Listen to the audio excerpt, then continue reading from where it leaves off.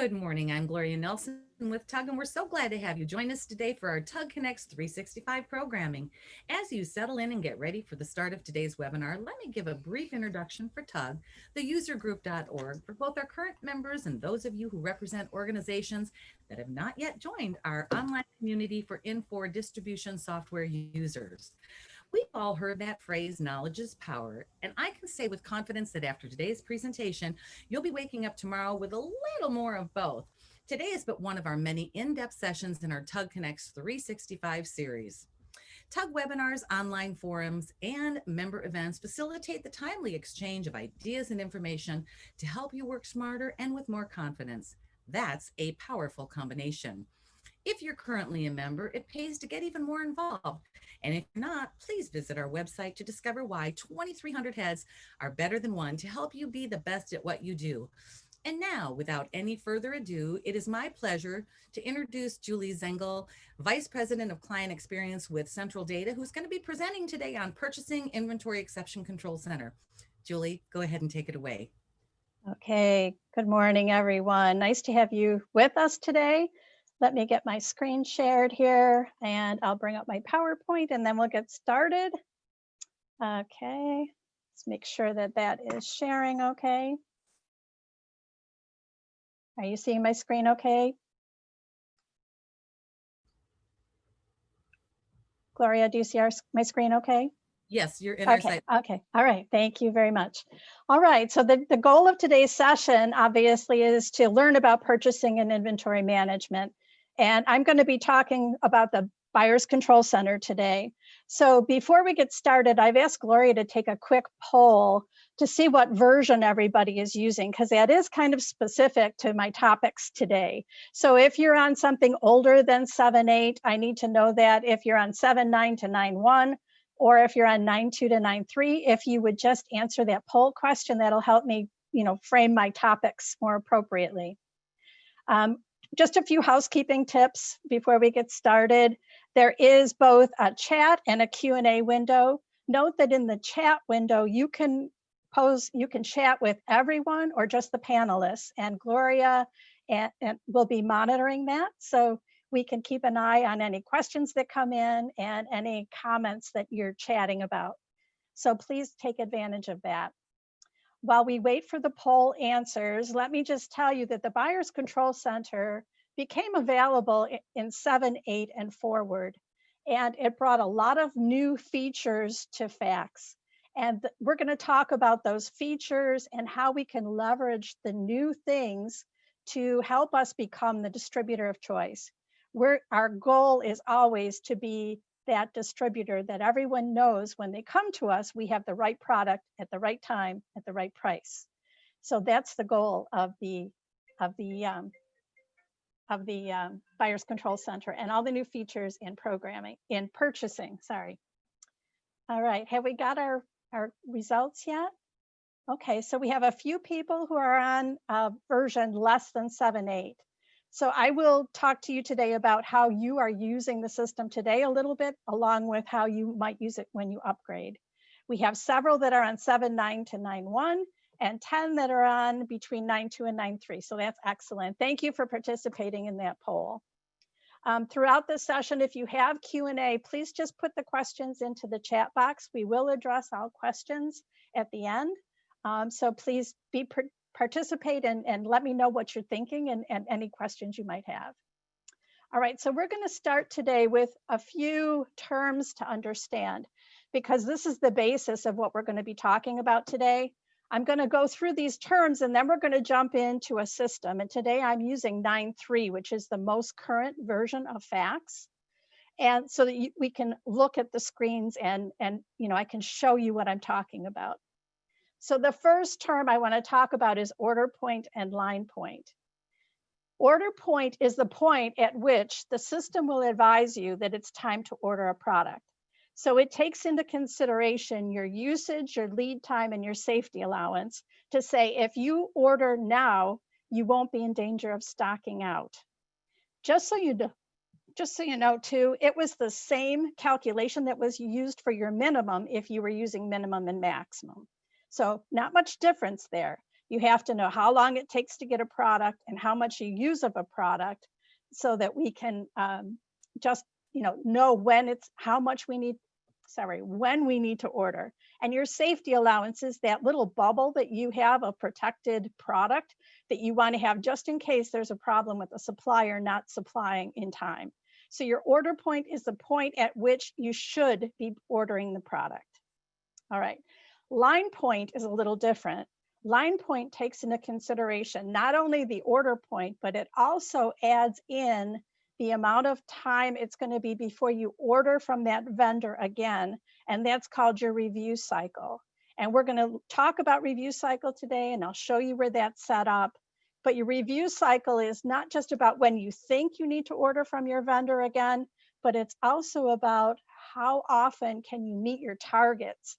So your targets might be for either a discount off of the products itself, off of the PO, or it might be free freight incentives that they give you so that you can order and get some value from the vendor as well by meeting those targets. We're going to talk also about rank. And in the new version of FACTS, they use ranks A through E. And this represents the activity on a product regardless of cost. So you all had classification before, where you could have classifications set at the item level, but that was all regarding the cost of the product and the dollars that flowed through your warehouse. This rank indicates activity. So how often is it on an invoice or a transfer?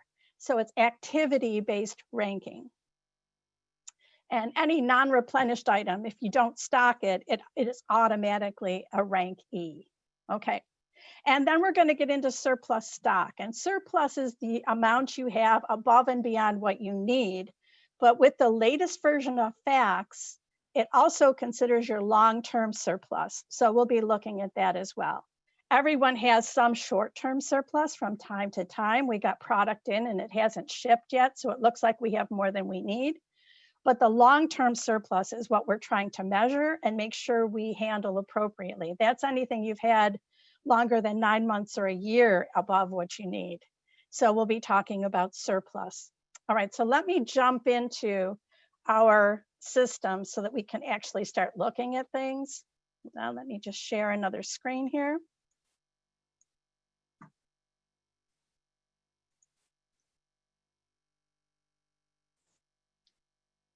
Okay. All right, let me just make this bigger so you can see. All right, so I am in FACTS 9.3. So if you're not there yet, the menu looks a little different to you, right? So let's talk first about, we're going to start at the item level because I want to talk about worthy products. So what products do we care about having replenishment automated for? And what I'm talking about here specifically is an item type of stocked, which means, we intend to have it on the shelf. We may be out of stock, but this is a product that's worthy to have calculated. And of course, your other choices here are non-stocked, which means we have a product record, but we only order it if we have an order for it. It's order as needed type products. And they're not replenished. You only create a purchase order when you have an order for it. And then of course, you're uninventoried. We never have quantity, but we might want to have a product set up that we want to be able to put on a sales order, which has cost and price, so it calculates into our margin, but it might be for hours or freight surcharges or things like that. So those are uninventoried items.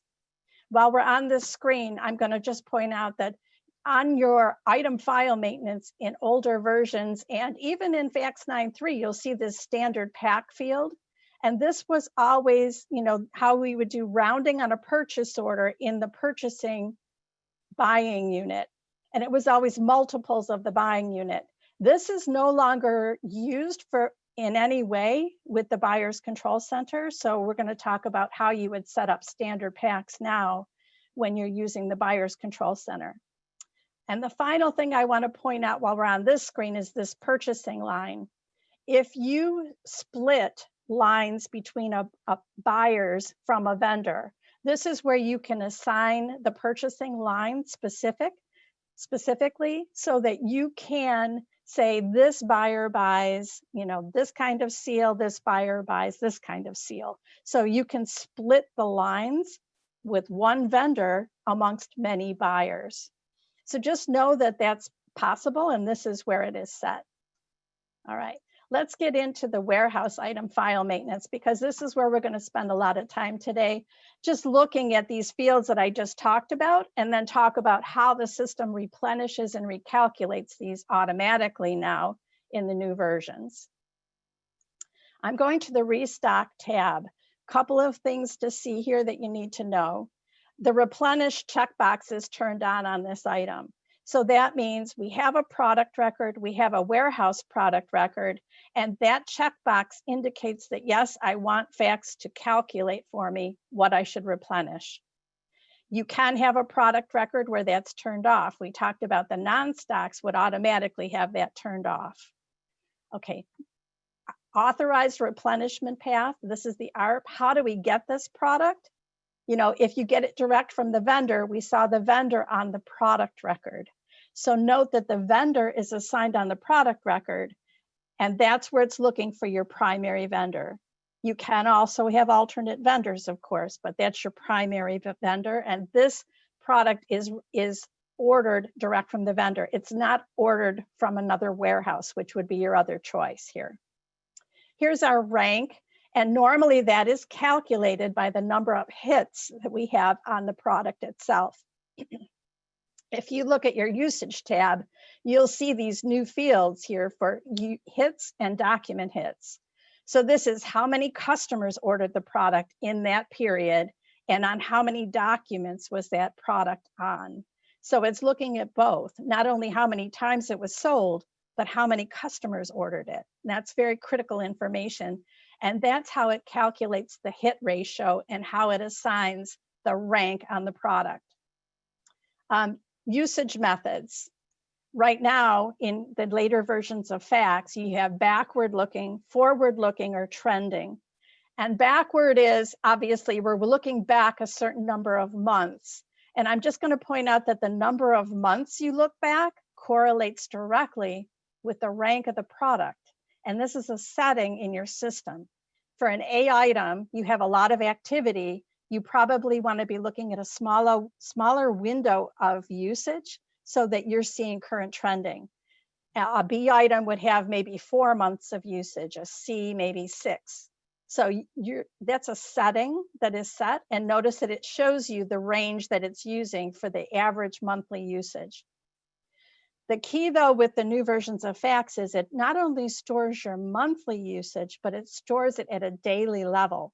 And every night, your usage is updated. And we're going to see that as well today. All right, so that's important for calculating. If you have a seasonal product, you can use forward looking, where it looks back a year and then forward a certain number of months to get to your season. Or you can use trending, which looks back over a couple years of history and then tells you how it's trending over time in that season. So backward is for non-seasonal products. For seasonal products, you can use either forward or trending. All right, for my purposes today, I'm in a demo database that doesn't have a lot of activity. So I set a threshold minimum usage that we could use today, just so we'd have some activity to look at and we could actually see something. So this is an override. This is calculated, obviously, your calculated average monthly usage, but you can override it and say, I don't care what the system thinks, I want to be prepared for X amount each month. So that's an override, okay? All right, lead time obviously is an important calculation, and lead time recalculates every time you receive your PO. From the day you create the PO in the system to the time it's received, it then averages the last 2 and is constantly updating it. Safety stock, you do have a choice now on safety stock as to whether you want to use percent or if you want to use a day's supply. And it will calculate based on your usage, your safety stock quantity. All right, so here's the ones I want to get to: our order point, line point, economic order quantity. And notice we do have use EOQ turned on in the system. So rather than just using a min-max scenario, we now are using order point, line point, and economic order quantity. Your economic order quantity is a square root calculation that looks not only at the cost of the product, but also the cost of storing the product and the cost of buying the product. That's called a carrying cost and a replenishment cost. Those are settings in your system. So you can set what you think it costs you to carry product on your shelf and how many dollars per line on a PO you think it costs you to create a purchase order and do all the purchasing activities. Your purchasing activities are not just your buyers creating POs. It's the warehouse staff, it's your accounts payable people, it's moving that product around. Your carrying cost is not a fixed cost either. There's a lot of things that go into your carrying cost, things like your taxes, your warehouse space, shrinkage, insurance, all of those things go into carrying the cost of your product. All right, there are some overrides in the system to your order point, line point, and order point and line point. Let's start there. Your order point calculates usage times lead time expressed in days plus safety allowance. So this is just a pure calculation. So the system calculated our order point at 72. So if we drop below 72 available, it's going to tell us it's time to order. It also is going to look at how long is it going to be before we order from that vendor again and use that as your line point. So you're going from order point to line point. So you can see in the Buyer's Control Center when we change screens that you can see what's below line point and also what's below order point in your Buyer's Control Center. And then of course it calculates based on, that big square root formula I talked about for economic order quantity. You do have the ability to override these numbers. I don't recommend freezing. None of us recommend freezing a product, but there are times when your product doesn't fit the normal mode and you do want to control the order point and line point. You can even affect the economic order quantity if you choose to. Just know that when you do that, you need to put an expiration date on this so that you don't have it frozen forever. You want to come back and look at it and see if the circumstances have changed on that product over time. All right. All right. Anytime we're in this screen and you're not sure where those numbers came from, please note that you can click here to see your replenishment math. And it will take you through step by step everything you need to know about this product and tell you where it came up with the numbers. So it's telling you, for example, that this is a backward looking usage product. It has an A rank, where we get it from. You can see that it was established several years ago. It's not a new product. You can see the usage date ranges we're using. And then it takes you through all the calculations.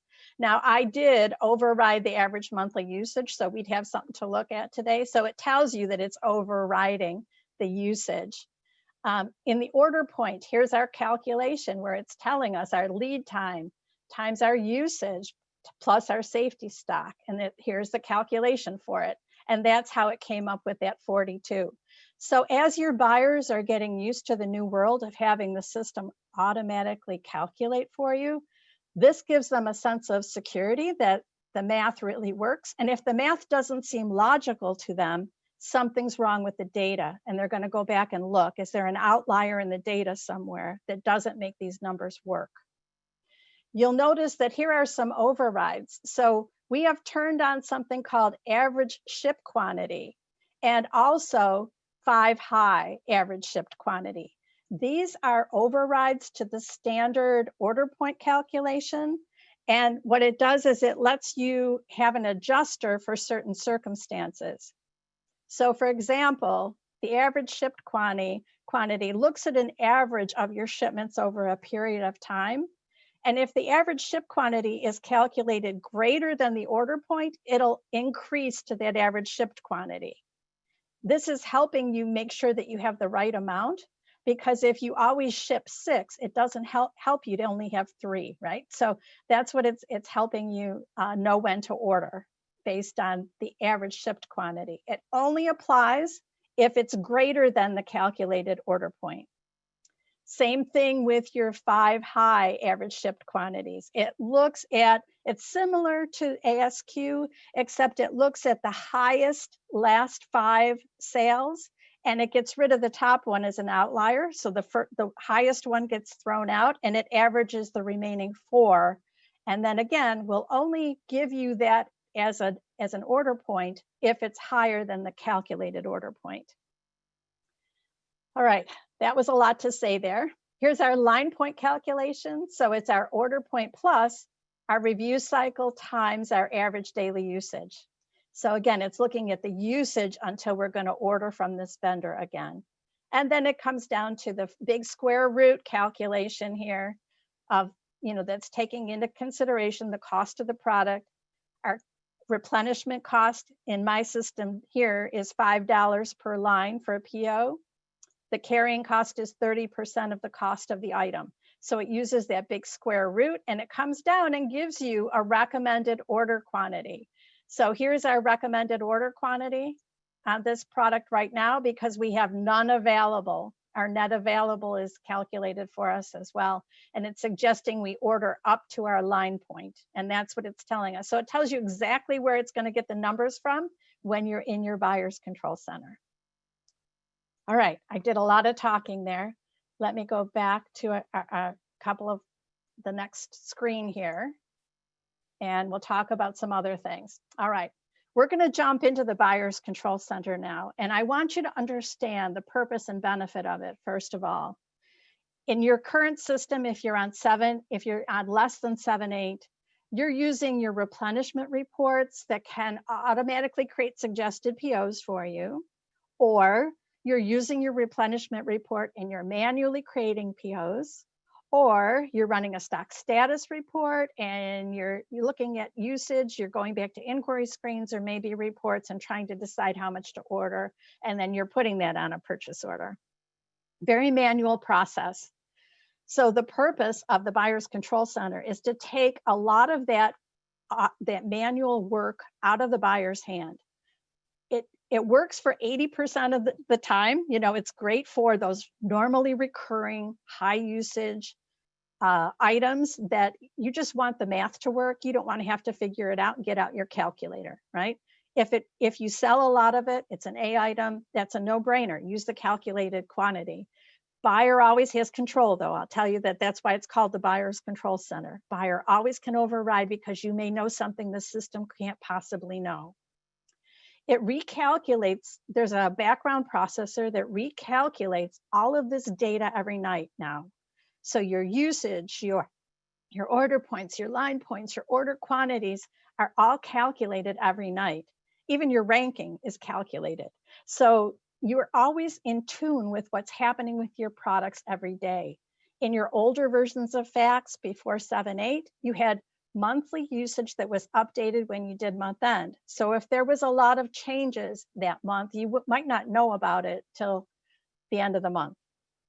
And there is something called an extension of the review cycle. So I'm going to show you that there are some cases where you can't quite meet your target, and there's a way to bump up the review cycle so that you can meet your targets more efficiently. So those are the benefits of the buyer's control center. So let's take a look at it now. Let me bring it back up here. And we're going to go into, I'm not going to save any changes. I'm going to go to the buyer's control center. And the first thing I'm going to tell you is that this is specific to a buyer, and the buyers are assigned at the review cycle level. And the buyer's control center is used for multiple things. It's used for procurement if your authorized replenishment path is a vendor. It's used to create transfers if your authorized replenishment path is set to replenish from another warehouse. It's used for returns. So if you're using the customer returns area, or if you want to automatically create returns for surplus stock, it's used for returns. And with the latest version of FACS, it can also guide you along building your bills of material or your formulations. So you can use the Buyer's Control Center for all of that. Today, I'm going to talk about procurement in particular. I loaded it for all warehouses for Ronald Patton Buyer 100. Couple of things to note. You will see colors come into your Buyer's Control Center based on the urgency of the items in each one of these reports for each one of these vendors. So you may have red, orange, yellow, green, and then down here at the bottom, we have white, which is telling me we have some vendors it's time to look at, but we don't really have anything to order. There's no ordered dollars here. So you can change this so that you only see actionable activity, and that will get rid of some of the noise in your Buyer's Control Center for you buyers who have a lot of vendors to buy from. You can also show whether you've met your target by the achieved amount, or you can show it by percentage. So either way, you can see if you're at your target. All right. Once we're here, we can drill in by vendor. So I'm going to drill into V100 here. And again, there's lots of information, but this is so designed so neat that it lets you it gives you access to every bit of information you need to make your decision. You're just a click away from getting the information you need. All right. This column right here is the quantity it's suggesting we purchase. And notice it also has colors. The first three here are highlighted red because we have special orders that are waiting for these products. Here's my products right here. So on my specials, I'm going to order the quantity that I need based on the sales order. And if I click into the magnifying glass, it takes me right into that sales order so I can see the customer it's for. And I can see my product is right here that I need to order, right? So one click away and I can see the detail. It's tied to that line on that order in that quantity. So those three items I'm definitely going to buy. You'll notice there's two more items here where we're at a negative selling, we're a negative availability. So that means I have customer orders pending. And if I just hover over it, it shows me I have more quantity committed than I have on hand. So I'm at a negative selling net available. So, but notice that I can change the quantity here. As the buyer, I have control. So if you think you want to get 10 instead of 8, you certainly can. You have control over that field. All right here is my surplus. All right, so if I have surplus in another area, it might be more beneficial for me to move that surplus than create a PO. So if I click on there, you'll notice that I can see in the Dallas warehouse, I have 17. And it's not just short-term surplus, it's long-term surplus. So they've had it on their shelf. It's costing them money every month in carrying costs to keep it. So it makes sense that I get that from that particular warehouse. Sorry, I lost track of what I was saying there. So I'm going to take that product from that warehouse. So I'm going to say I want to take 8 or 10 or 12, however many I decide, because I'm the buyer. And when I save that, it's going to also create the transfer ticket for me automatically. So you can make those decisions very quickly, and you can automatically create those transfers without having to do another step, another manual process. And you do want to eliminate that long-term surplus as much as possible. All right, so that would be the first thing I would say. I wanted to show you that you could do. I'm going to scroll over to the right. I've got to move my screen a little so I can see where my cursor is here. All right, I'm going to scroll over and show you that right here, it's suggesting I order 8. If I order 8, here's the cost per 8, and here's the total extension. Here's my lead time. It's saying I have a 5-day lead time. I can see the weight and the extension of the weight. If I come over here, I will see if I have any on order or back orders. I'll see an order point and a line point and an EOQ if this product has any. And I'll also see the way that it's calculated. I can see it's a backward looking usage method. You'll also see that these are both E items. So we haven't sold them, but all of a sudden we have orders for them. So those are non-replenished items that are suddenly having hits. So we have an exception control center, which will help us identify those. So I'm going to show you that as well, if we can get to it today. All right, here's my targets, and I'm well over my target. So I could easily place this PO today. Here is my review cycle. I order from this vendor every 21 days. And this is where I can adjust that review cycle. If I want to look for any other product that might be just above its line point now, and if I needed to make more target dollars, I could extend that review cycle. And here is where we can adjust to see line point or below order point and just change our view a little bit. Right, so if I agree with everything that's on this screen, notice that it's already checked to buy, right? So I can create my PO automatically, and then I can actually show my PO, and I could go in and make edits to it. So I do want to put in my requested date, and I'm going to change all my lines to that requested date. And I'm also going to put in a promise date. So once the vendor confirms, and note that there now is a checkbox for confirmation, so you know which vendors have confirmed their POs with you. I can then put in my true promise date so that I know exactly when it's coming in, and everybody in sales knows exactly when it's coming in as well. All right, so that's how I would create my POs. And of course, I could print my PO and so forth. I won't take you through that process. But notice now my V100 vendor is gone from here. All right, let's go into, let's see, I'm going to go into one more real quick, and then we're going to get into some other things. I think I want to use this one. Let's try this one. All right. So this is another one where I've got surplus all over the place. I've got negative purchasing net available. I'm way above my target. I would go in and I would make my edits here. Maybe I'll decide to buy 100 of these instead of just my 50, and I create my PO and I go on to the next. There is on your screen, when you're in your buyer's control center, you'll notice that you have checkboxes for buy and also for override. So let's say you're halfway through your list of vendors to buy from, and you've done work on one of these. I've done work on this one, but I don't want it to recalculate tonight because I've already done work on it. You can click override here and it will ignore that line and bring it back exactly the same way when it recalculates.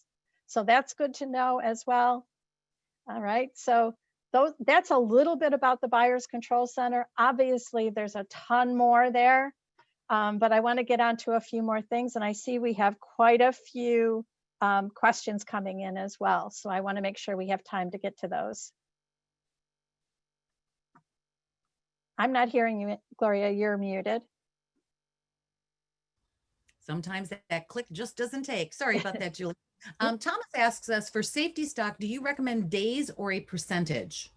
That is a decision that the buyer is going to make. A lot of people like days supply. A percentage just as your percentage of your daily usage, right?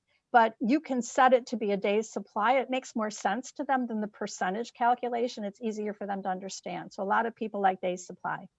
Okay, great. Patrick asks, with ASQ and 5HI ASQ, is this automatically turned on so that all items are reviewed, or is it a manual operation per item? You have a choice for both. And we're going to get into the parameter maintenance, whether you want to turn that on.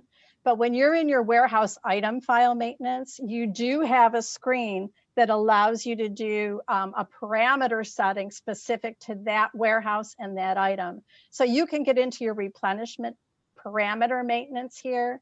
And if I look at my order point in particular, you'll see you can turn it on or off specific to the item. So here's where you would turn it on, right? So you could turn it off for a specific item or leave it on for all in that warehouse. Great. Jason asks, he says, I don't have a surplus column. Is there a way to make it appear? He's using version 9.1.1. It might be that it's not in that version. There is a surplus report in 9.1.1. However, I believe that surplus column became available in 9.2 and 9.3. Okay. And then also Dan asks, he says, BCC header info parent items. What is that? What version? Is that for items with the same UPC, etc.? It has to do with your parent items if you have manufacturing control. So, and you'll also see on the PO now, you have standard PO. That's new as well, where you can take an existing PO and make it a standing PO that you repeat over and over and over again. So there are new features. The Buyer's Control Center now allows for bill of materials, which is your parent items.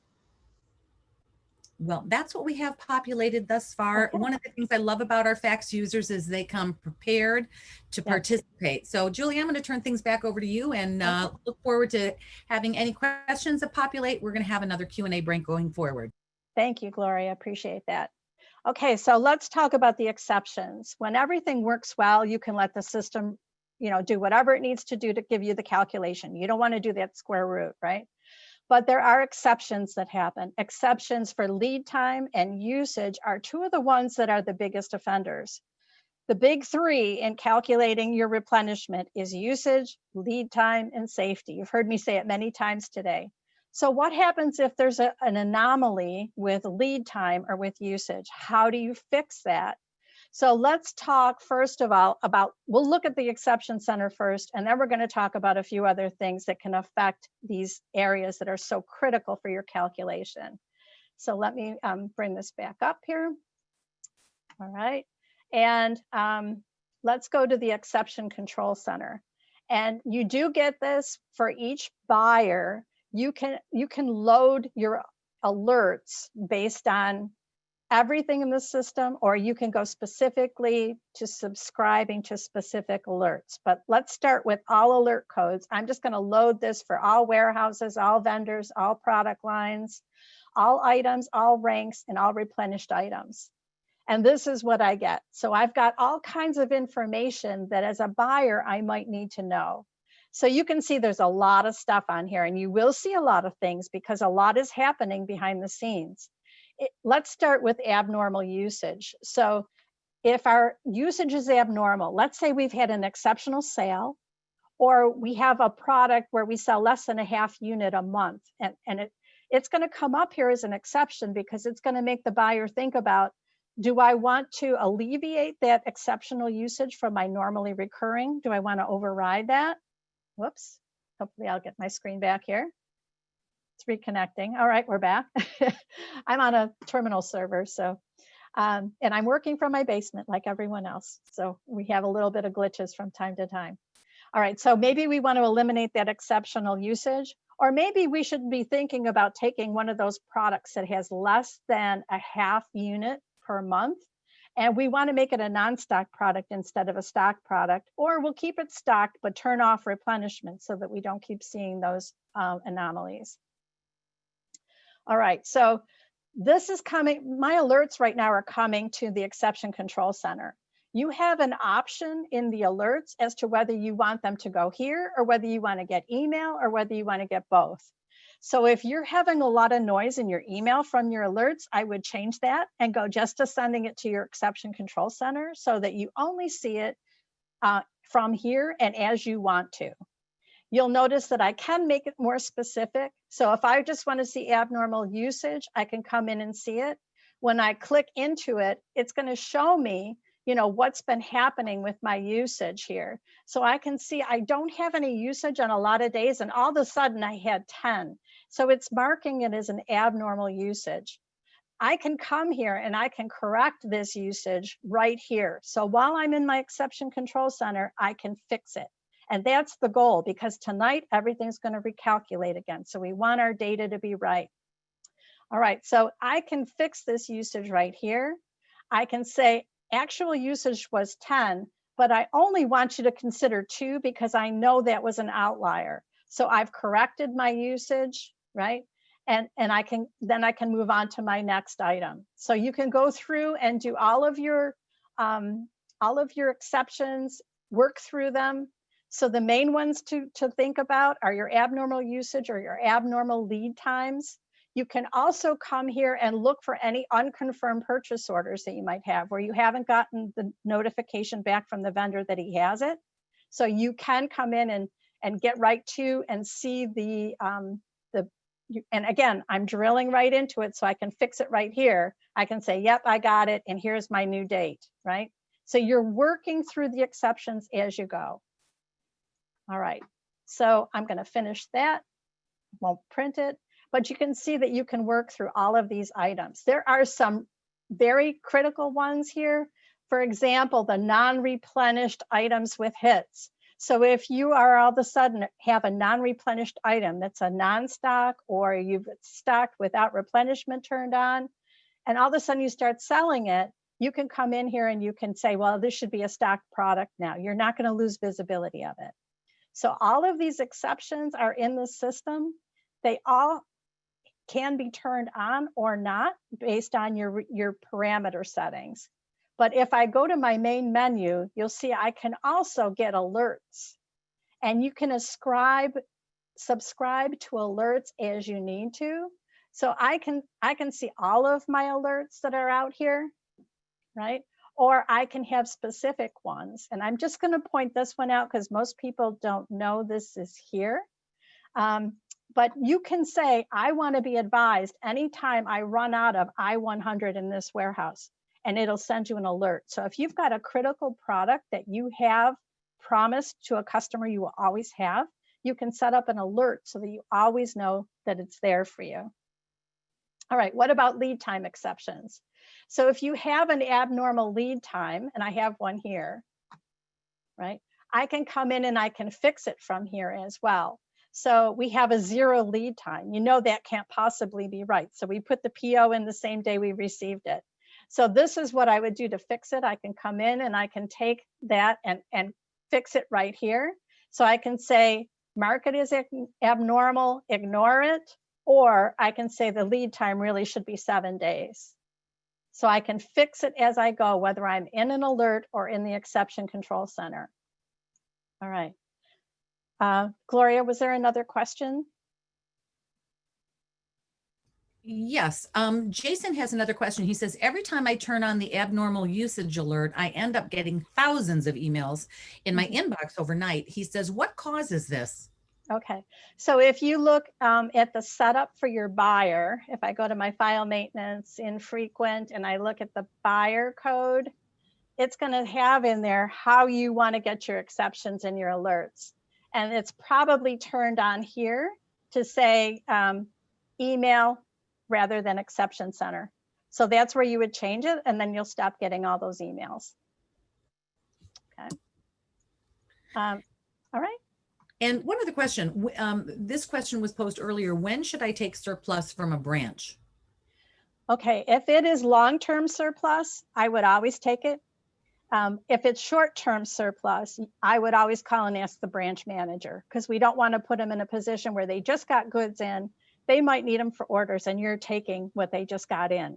It just looks like surplus now because it was just received. Long-term surplus, I would always say take it. They would love to get rid of it. Okay. Makes sense. Joel just asked a question. He says, how do I know when to change an item from stock to non-stock? And is there an alert for this? There is an alert if you have a non-stock product and you're starting to get hits, there is an alert for non-stock, non-replenished items with hits, and it'll tell you that. In your parameter maintenance, which we haven't gotten to yet, but this is where all the rules of the system are. And there is one here for alerts, right? So you'll see, you can turn on these alerts. There are some rules around that about, if we have a non-replenished item, do we want to see it? How often do we care about it? Every month, every 3 months? And what about the number of hits? So there's some fences around it, but that's the best way to know that you have non-replenished items with hits. And that concludes our questions for right now. Julie, I'm going to turn things back over to you. Okay, great. Thank you. All right, let me get back to the PowerPoint and we'll move on to the next area. Okay, parameter settings. So obviously, this is where all the rules are set up. When you first go live on the latest version or a newer version, you're going to see that there are things that were in the defaults that maybe you don't agree with and you want to change specifically to your company. Some of the ones that are specific to items where you have to set them at the warehouse item level are standard pack and minimum order quantity, because they are respective to a product, not a whole warehouse or a whole company. So those are ones that we would change the scope on to make them specific to a product. But there are some that are like lead time fences. So if you start, I'm going to bring this up because I've seen it many places. If you start seeing all of your products with lead time of 5 days, I'm going to tell you that we're going to check your parameter settings, and I'm going to show you why in a minute. But that happens pretty frequently where people don't know that that's impacting their lead time days, and it's going to the minimum. So I'm going to show you where that's set to. It's really important that you control security on parameter maintenance. You do not want buyers to accidentally go in and change the parameter settings for your whole company when they meant to do it on a particular item. So you want to be very cautious with who has security to do this. And I also want to show you a little bit about auto updating your review cycles, so it's not a manual process. So let's dig into that real quick. I'm going to go over here to this screen again. Sorry, I'm klutzy with my PowerPoint.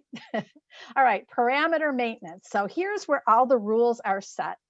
And again, when I first come in here and I have super security, you'll notice it's for the whole company. There's nothing specific about warehouse, product line, vendor. Everything is the whole company when I'm in here like this. All right. And each one is broken down by categories. So here, for example, is for the whole company. Here's what I've set for non-seasonal items that come from an ARP vendor. I have my replenishment cost set at $3 per line, my K cost at 24%, and I use EOQ. So that's important to know that that's a setting in your system. In here also is a critical setting for whether or not you want to keep minimum days supply or maximum days supply. This is at a company level, right? So that's a big setting to consider, right? So just know that this is across the board. All right, let's look at another category. So there's a category in here for lead time. Let's look at that one next. And again, this is for the whole company, nothing specific to warehouse, vendor, product line, or product. All right, I'm going to look at the ARP vendor here, and I'm going to click on this and show you that as a default, it comes in with use minimum maximum days ARP vendor lead time is checked with a minimum of 5 days and a maximum of 120. I agree with the minimum of 5 days, because even if you can get it from down the street, it might take you a day or two to create a PO. But you may not agree with the maximum lead time of 120 days if you buy from overseas. So if you've got something coming in on on the water, 120 days may not be enough time. So that's something, that may not apply to your company, but again, we're in a company level here. All right, but this is the one I want to get to, because here is, again, this is a company-wide setting, which is saying how many receipts over how many months would I need to have before I calculate an average lead time. So if you have it at 3 receipts over 6 months, that may not be good for you. You may not be recalculating your lead time enough because you have this setting set.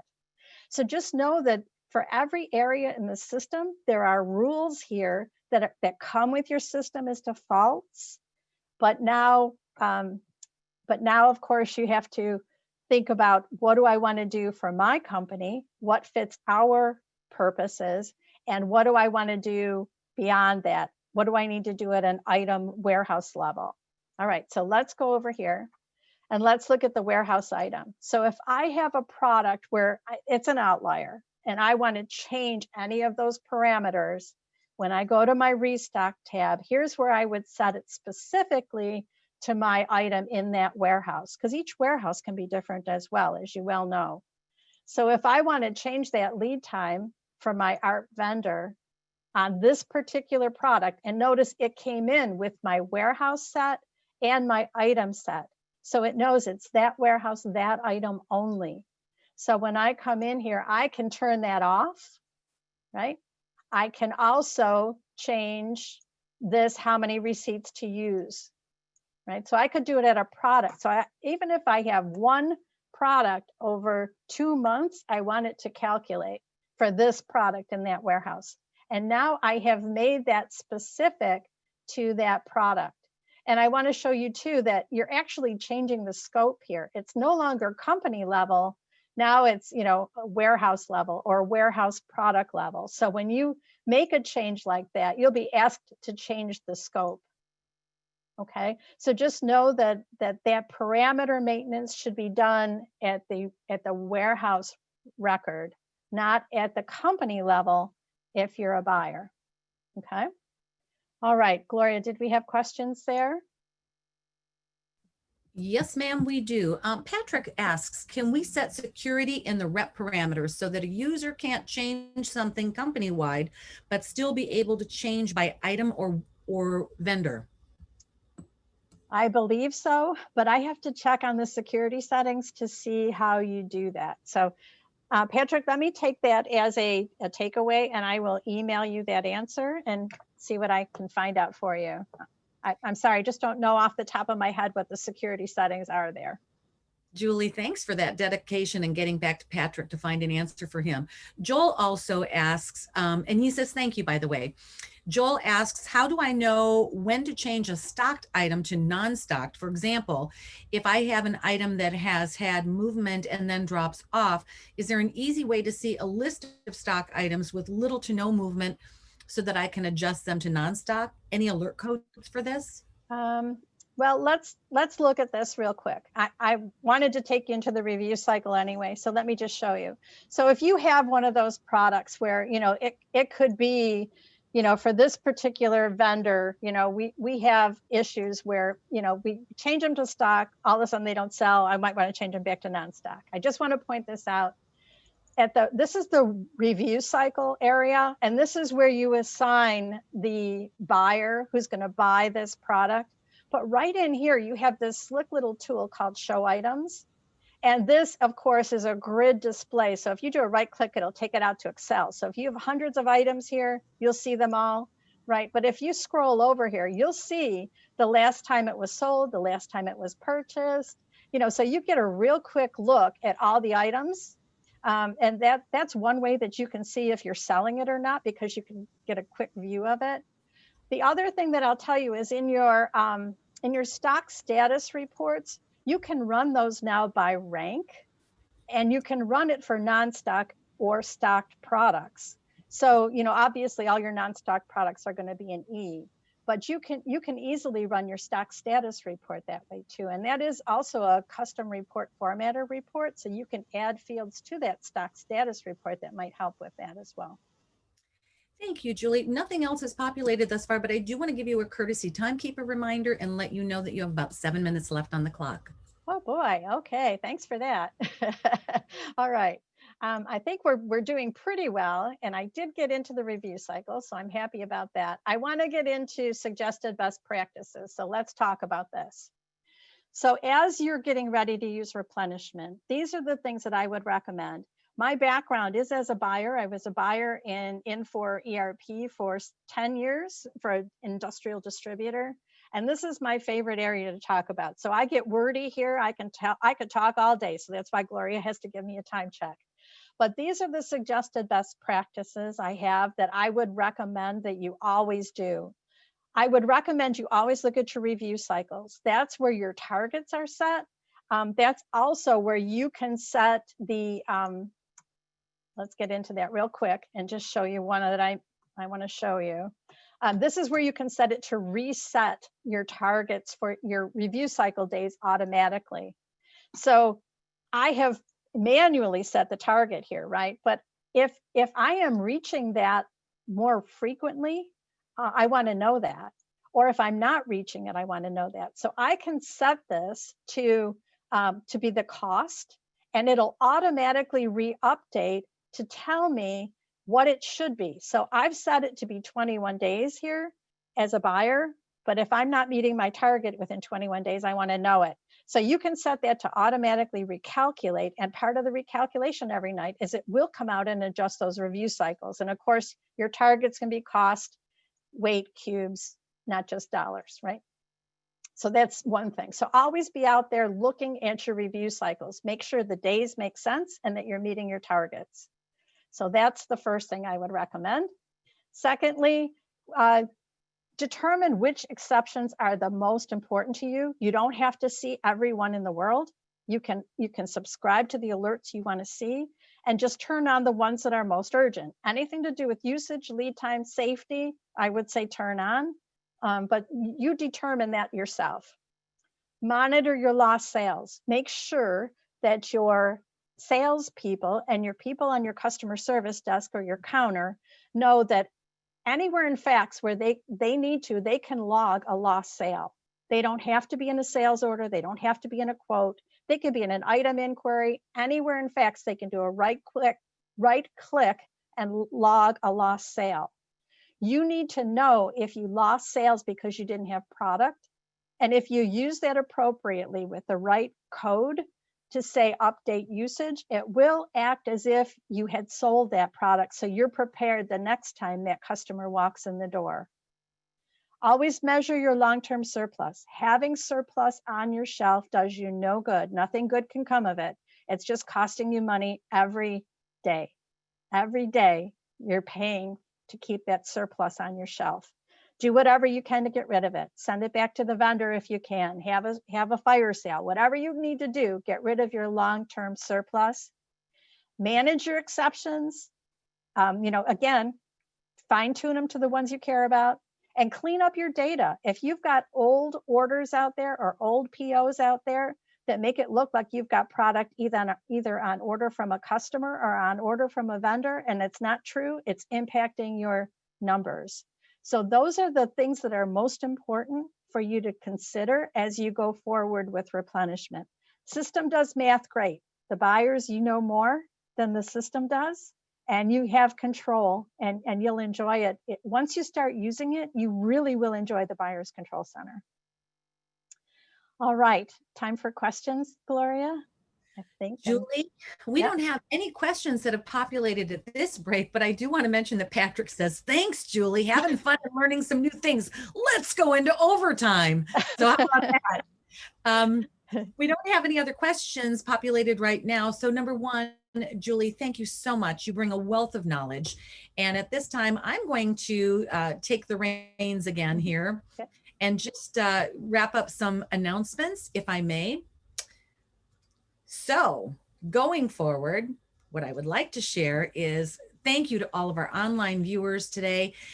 Fax users are passionate about their platform, and we're delighted that you joined us today. And as with most all of our webinars, this presentation will be available on our TUG website for future reference and sharing, and will be posted to the appropriate forum board, being your fax board, with a link as soon as it's available, usually on our next business day.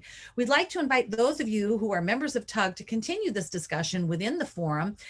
And our next webinar, by the way, that's taking place is this Tuesday with Grant Howard in his part 2 presentation on best practices for inventory management. So make sure you check your inbox and also the TUG forum boards for registration links.